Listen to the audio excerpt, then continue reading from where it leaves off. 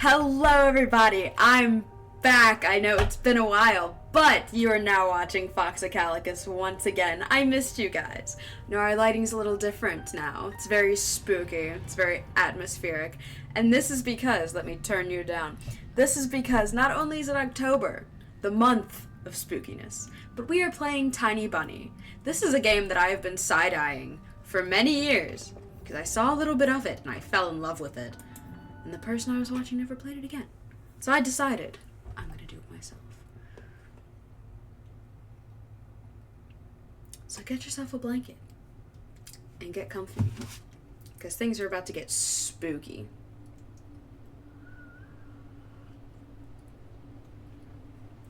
Oh, I have to read. Good thing I have tea. The wind clawed at my window all night long. It wandered the fields and howled like a hungry beast. An endless song, weaved from all sorts of voices, shrill, gentle, sneery, twined in the air. They were shouting and laughing and arguing about something. Someone was running through the snow while casting long shadows that would occasionally creep close to my bed. Our house had a mind of its own, the creaky old mind of a building that had seen a lot in its days, and was seemingly trying to share its wisdom with the inhabitants. The lonely house faced the forest, and the dark green thicket gazed back with its hollow eyes, rustling, whizzing, swaying back and forth. One could come out and stand at the edge of the forest to reassure themselves there was nobody behind the crooked trees. Fuzzy silhouettes swaying in the wind couldn't possibly do any harm. It's just a play of light and shadow. Just a play. I knew it was just my imagination. I was already 12, after all. Still. Ooh! Hello! Episode 1. The Owl Will Arrive. I can't get my sleeves comfy. I'm trying to turn up the volume. I had to click.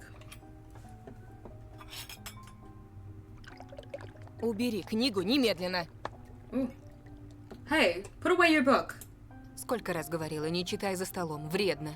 Сидишь, сутулился весь. Hang on, wait. Wait. Hang on a second. Wait a minute.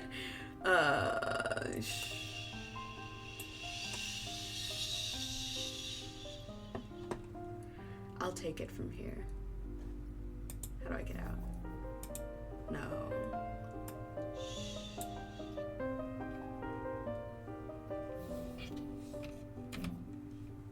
How many times have I told you not to read at the table? It's bad for your health. Look at how slouched you are. Hide. Okay. I'm hiding my book. Fabulous. I didn't protest and put the book about Conan the Barbarian aside. I was stuck on a line I couldn't understand after reading it 3 times anyway. Alia had already finished her breakfast and was munching on some cookies. She was so enthusiastic, she almost looked like your typical girl from commercials. You're not going anywhere until you finish all of it. I, on the other hand, was still trying to drill a hole in the plate with my eyes, as if it would make the porridge disappear. Hazy anxiousness welled up inside, all because of the previous sleepless night, the black forest around our house, and the gloomy wind. The longer I waited, the colder the lumpy white substance became. It looked like a jellyfish from the Cousteau Odyssey. I love that show. I hope I said that right. I wonder how horrifying the bottom of the ocean is. Terrifying. Absolutely horrendous, actually. Or how cold the black forest is at night. I wonder if this is all hand-drawn. The spoon fell out of my hand, because if so, it's lovely. Mom showered me with a cold glare from her green eyes. What did I just say? I'll get it. Oh, that's me. Oops. Wrong voice for that kid. I had 10 seconds to catch my breath before battling the nasty porridge once again. I felt around for the spoon. Bye. What is this? Carved on the other side of the table. Karina. Oh. Karina? Karina? Karina. Ha! That's my mom's name. I guess she carved it out with something pointy when she was little. She sure was a rascal, damaging the furniture like that. She would scold me for a week if I did something similar, though. Should I remind her about it? No. She's been in a bit of a bad mood lately. I imagined her being my age, sitting under this table. I wonder, was Mom afraid of the dark back then? Or the sounds coming from the attic? Or the thick forest? What's in our attic? I thought it was just the woods to worry about, not our house, too.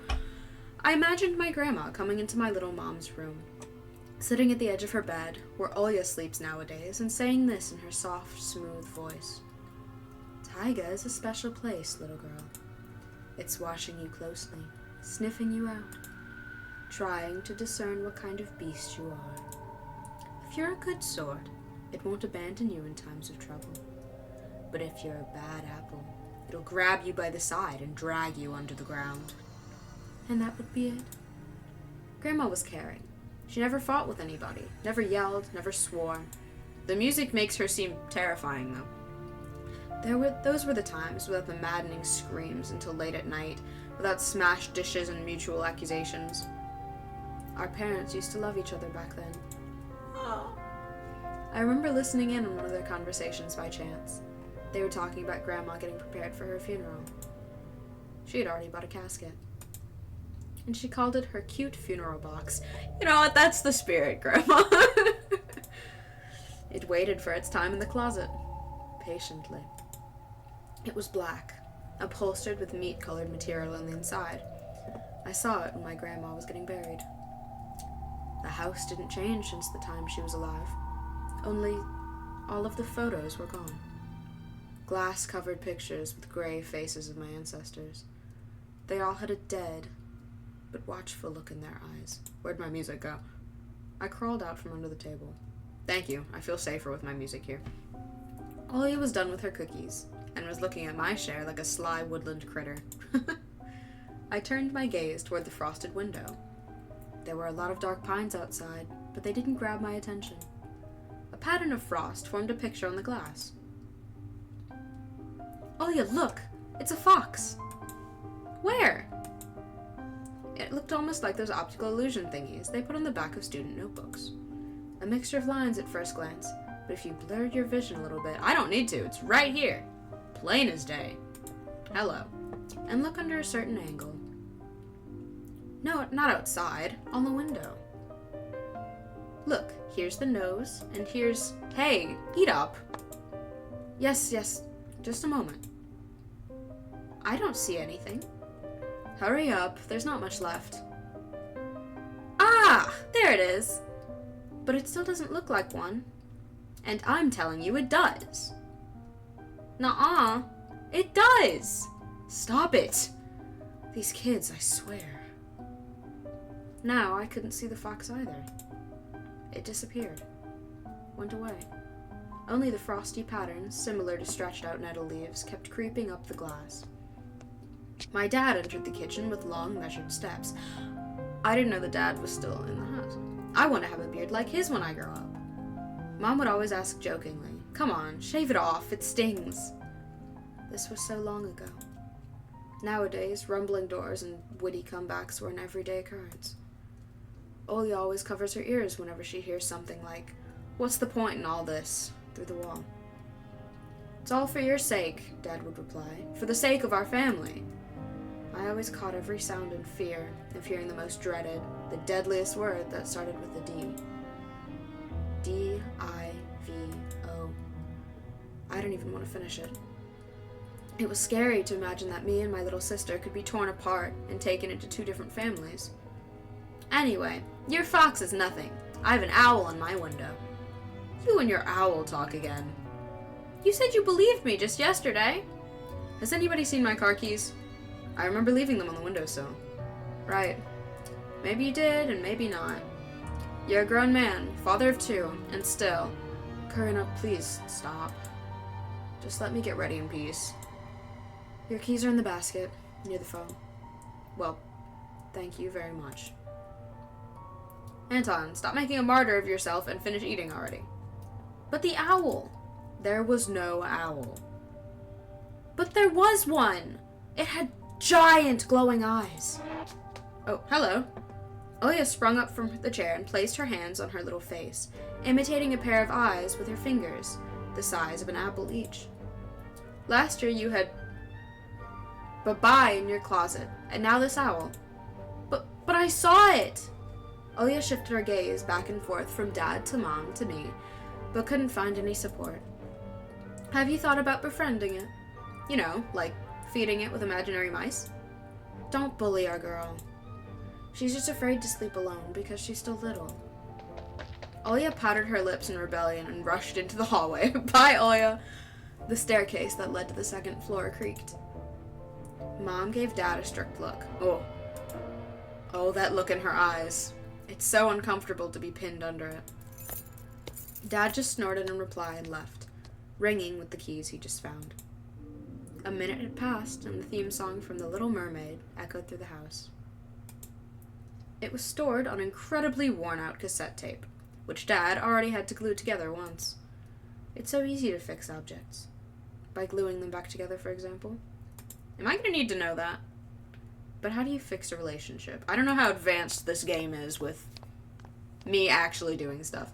Mom moved to the living room, and I was left alone, anxiously stealing glances at the window. Fox? Oh, hello. Olya had trouble sleeping ever since we moved to this house. She looks terrified. She would toss and turn, or curl up into a ball under her blanket. Stop.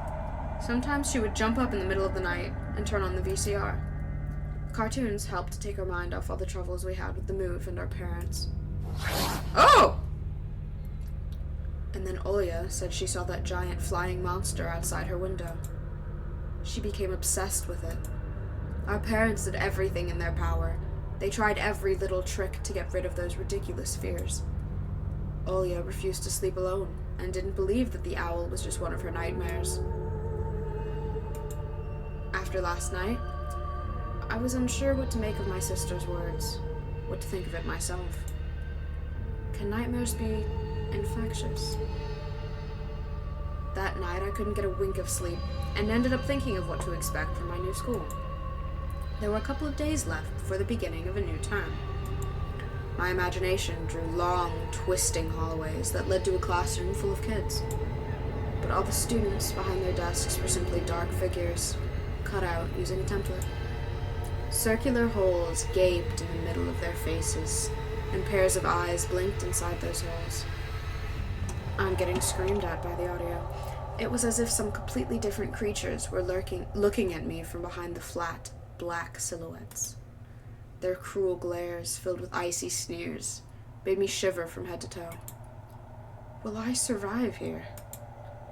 Won't they gang up on me and beat me down, stomp on me with their bloodied shoes? The damn school can burn for all I care. I just wished for anything to happen to it. Doesn't really matter what. I didn't want to go there that badly.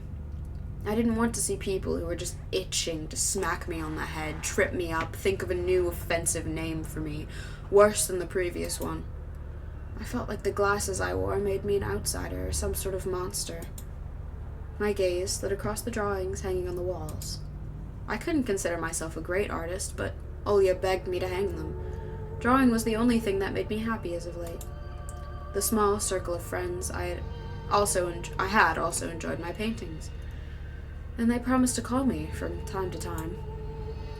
Sometimes I imagine Mom picking up the phone and saying in a cold voice, "You've got the wrong number." Or, "Anton is not around." Anton is not around. I imagined my future classmates lying in their beds, just like me, listening to the howls of invisible werewolves outside their windows. Maybe my new classmates will like me after all. But who would ever like a boy with thick glasses? I mean, my dad used to wear glasses when he was little, and now he's married to the most beautiful woman on the planet, my mom. The house creaked, pressed by the wind.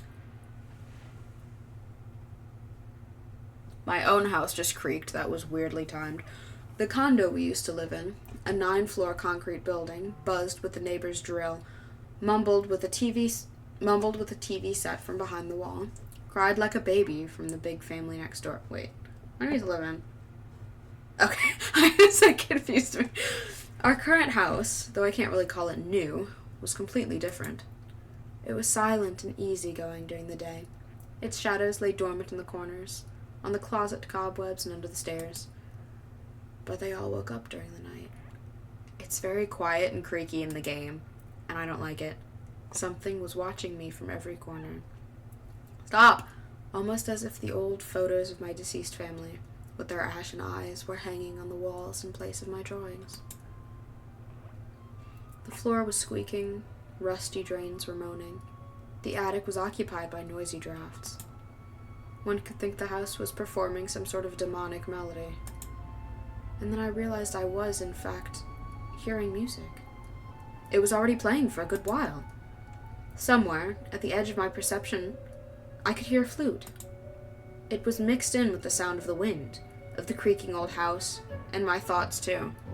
That flute player is getting it. I stood up and rushed to the window. I wanted to reassure myself that this music was nothing more than a product of my imagination. It's not like someone is playing it there, amidst the cold, snowy night, right? Why not? It's very bright for night. Oh! Someone was dancing in the field. Little animals.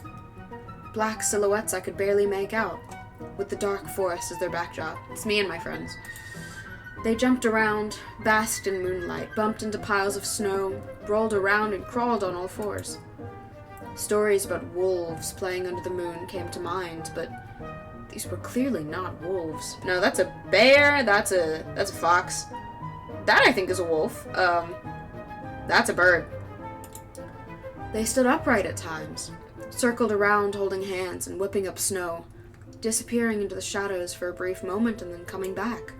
Something bizarre was going on. Shadows dancing in the starless abyss made my imagination go wild, making me anxious at the same time. Suddenly, the music had stopped. They're looking at me. The dancing shadows froze in place and, I could swear, pierced me with their eyes. One of the silhouettes immediately parted from the bizarre shadow carnival and sprinted across the field with giant leaps. Oh, hi! Can you buy? It glided on squeaky snow without leaving any prints until it was devoured by the pitch-black shadow of my house, which became even darker and thicker. My heart was jumping around like the bird inside a cage. I shut the curtains with a swift motion and stepped back toward the bed. They saw me. A freezing torrent of fear washed over me. I stood in the middle of a perfectly dark room and listened to some unwanted guest move and scrape around, looking for an entrance. The sound moved to the right, then circled around the house. Now my guest should be at the front door. I jumped into the bed and covered myself with the blanket as if it could protect me. The shackles of fear locked my muscles. I remembered the funeral, my grandma laying there, hands crossed on her chest, her facial features sharp like that of a tin doll. Ants running up and down the legs of chairs that held my grandma's casket. I imagined those little creatures climbing up her head and pulling up her eyelids with their tiny legs. Ew. And her wrinkly eyeballs would once again move inside their sockets, and she'd be able to see her grandchildren. I was chanting the spell she taught me throughout the whole procedure, and now, lying under the blanket and listening to squeaks and howls, I was repeating the same words. On the island of Boyan, underneath the blemished sun, in the sea of color blue, stands a cabin made of wood. There lay lard and ashen hair for the spawn from Devil's Lair, to feast and always leave alone God's faithful servant named Anton.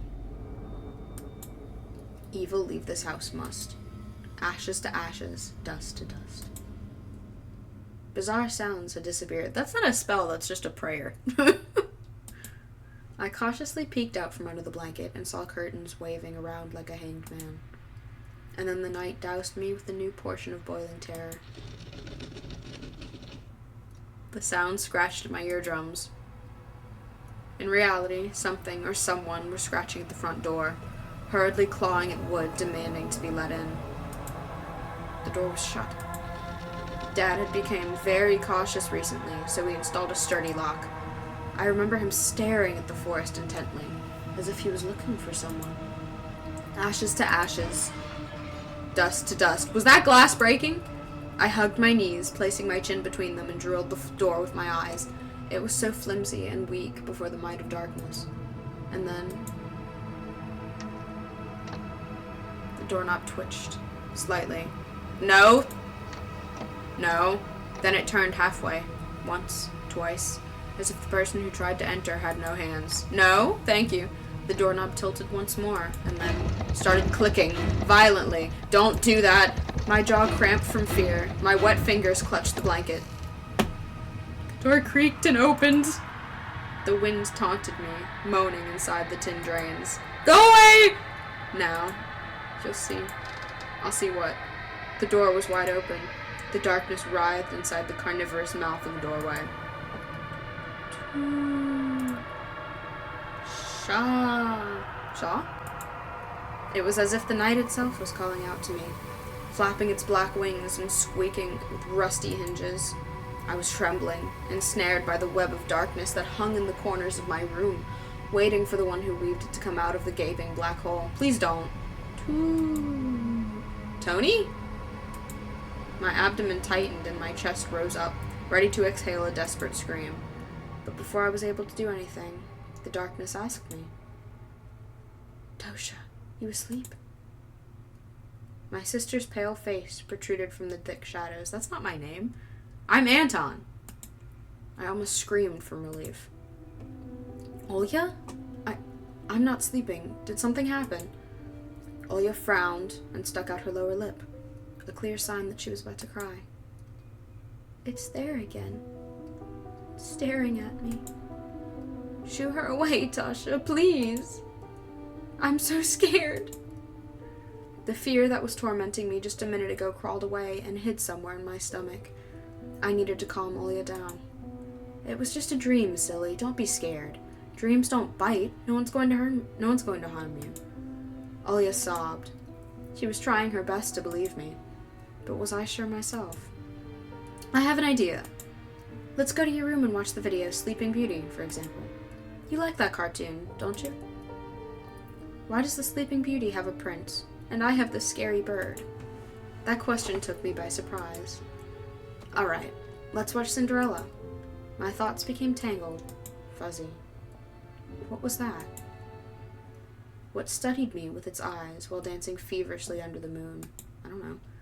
The darkness was clinging to the window, and it couldn't be fooled by Grandma's old chants. It couldn't be satisfied with a feast of lard and long ashen hair.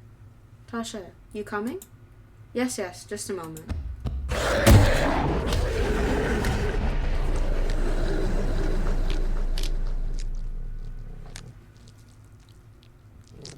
Am I dead? I'm not dead. That was a wolf. That's why I didn't want to laugh at Olya and her owl in the morning. Oh, it was a flashback. That got me.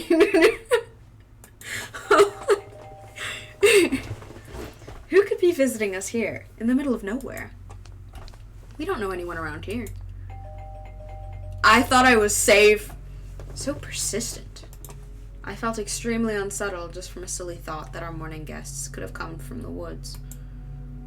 I could barely hear voices coming from the front door. My mind was urging me to hide. I thought that said my mom was urging me to hide, and I was like, in the closet, under the table, behind the curtains where Olya always hides. Tasha, come here.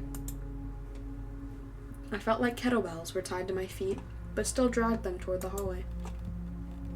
Hello. A couple of policemen towered over me in the doorway. They smelled like frost and worry. My mom always winced and grumbled the moment she saw patrol cars, worse than bandits. At the moment, though, she looked somewhat confused. Hello. The senior officer, who wore a grim expression, nodded. A boy had gone missing yesterday. His name's Vova. My curtains have stopped working. Oh no, it's getting light and less spooky. Ignore that. His name is Vova. Okay. Look at this, please. Have you seen him? The policeman held out a photograph to me. Hi. Oh, he's just a little kid. There was a ginger boy around the age of elementary school, pictured with a wall carpet as the backdrop. He had a striped cat in his hands and wore a wide smile. That cat looks like it knows something. No, I haven't. Are you sure? Look closely. Where would I see him? I don't know anyone around here. I barely leave the house. Well, maybe you've seen him from the window. That's right. Your windows look straight at the forest, don't they? The window. No, I haven't seen anything. I see. He sounded tired, but his stare, long and heavy, was full of suspicion. I squirmed unwittingly under the weight of guilt, which his giant shadow cast over me. I didn't kill him. What guilt do I have? The policeman finally tore his eyes from me and glanced over the hallway, the stairway, and the cracks in the ceiling, which I hadn't noticed before for some reason. How do you like your new place, by the way? Getting used to it? Bit by bit. It's just our little daughter misses the city a lot. Misses the city, huh? Have the locals been treating you well? Yes, everything's all right, thank you. The policeman pierced me through one more time with his brown eyes. My head started spinning. Can I help you somehow? I asked that in a shaky voice to look like a polite boy and to end this unpleasant conversation sooner. Now that I think about it, you look just like one of my nephews, little fellow. He's a witty boy around your age. Wears the same type of goggles. Always engrossed in reading those mystery novels. Told me he wants to enroll in police school when his family visited this summer. Wanted to help other people just like me. See? I felt uncomfortable, as if a distant relative and not a police officer stood before me. You know what? Little boys like you should stay at home. Steer away from trouble. The times have changed so much. Mom interjected in a cold voice. You don't say. Ah, well then. What grade are you in, Anton? 6th. Have you made any friends here so far? Not yet. I'll be going to school for the first time after the break. Ah, then I'll leave you my number just in case. Call me if you have any new info. Maybe you should give that to my mom and not to the 12-year-old grade schooler. Just a thought. The policemen were gone along with their shadows, the smell of sheep cologne, and the photo of a smiling boy. I need some tea because my throat is getting weird. His face still stood before my eyes. I wondered what it was like for him, being all alone, there. For some reason, I thought of the forest, swaying in the wind. What did his poor parents feel? What would my parents do if I had gone missing? Would they cry and thrash around hysterically? Or would they accuse each other like they always do, and forget about me eventually?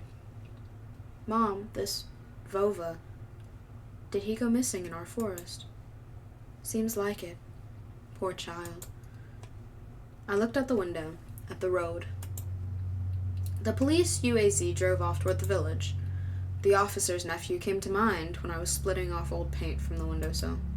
I remembered all the teenage mystery novels from the Black Kitty series I've read this summer. Your average boys and girls investigated all sorts of mysteries there. They looked for clues, spied on suspicious people, and after a set of amazing adventures, bam! Solved any complicated case. They became local celebrities and must have made their parents very proud. I noticed a trail of policemen's footprints that led to the forest, and then it clicked in my head. Why don't I start an investigation of my own? We're getting into mystery territory and I'm here for it. Maybe I'll find that lost boy. And I'll get a reward. Olya will be so happy. I'm a good brother. And not only Olya, Mom and Dad too. Maybe they'll even forget about their own quarrels for a while. Maybe I'll even save us from the D word. This is just about a kid going through it. I fantasized about buying Olya a Tamagotchi and getting a cassette player and a bunch of tapes for myself, and a whole box of Kinder Surprise. When was the last time our parents bought us any toys? Last autumn, I think. My dad had lost his job at the time. There's that annoying song about it. I had little to no idea what the accountant's job was like. They count money, I think. Neighbors used to envy us. But nowadays, Mom and Dad barely had money to afford sweets, and Dad would always divide a single chocolate bar between me and Olya. Sometimes I gave her my share too. I am a good brother. No matter how much I wanted to eat sweets, she was still just a pipsqueak. I couldn't wait to go out, looking for clues. I'm going outside. Yeah, right. You want the police to go around with your photograph next? The forest is so thick. What if the boy got snatched up by wild animals? Or something even worse? Even worse echoed through the hallway. I won't go far. I'll stay away from the forest. Did you hear what I said? Or should I repeat myself? Better go pack your school bag or play with Olia. The sound of splashing water came from the kitchen. It meant that the argument was over and Mom had the last word. Oh. Ah! I can move around now! Interesting, but we are at 30 minutes, so I think this was a very good intro, and I think we are going to wrap this up here. Next episode will be up relatively quickly because I am enthralled and I'm having fun. So, thank you everybody so much for watching. If you liked this video, please hit the like button, subscribe to support the channel. Thank you guys so much for watching, and I will see all of you in the next video. Bye.